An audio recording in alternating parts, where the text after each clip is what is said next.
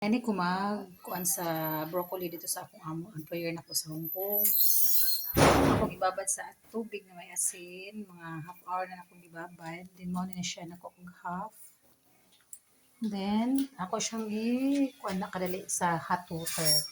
Yung nani may mga kuan dito sa Hong Kong para dili overcook ang broccoli.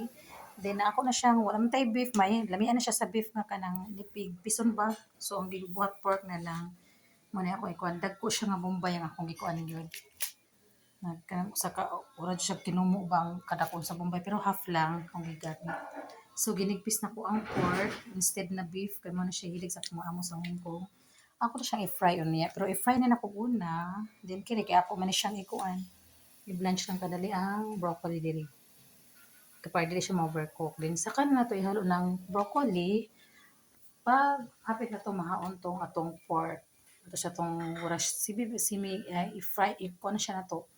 Pag adobo gamay, kuan timpla na sa oyster sauce, man siya din nasa ako mga kuan amo sa Hong Kong. So akong sundugon ng recipe dito. Mga unsi ko na sila first time ni mga una ako mga junaki sa food.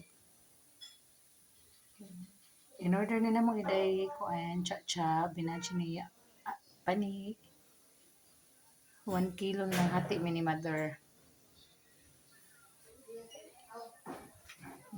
Ako sa pa-boil para ano ako ikon karon ng broccoli.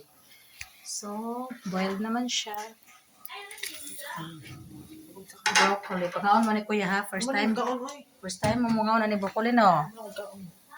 Nakani akong gamiton kay para pagsala ko ano. Human kaon jud mo ani, lamihan na siya Kuya kung handa og pork.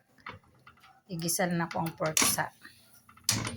Butangan na ako soy sauce, oyster sauce, dark soy sauce ang ito, oyster sauce, then little of sugar, then may patis.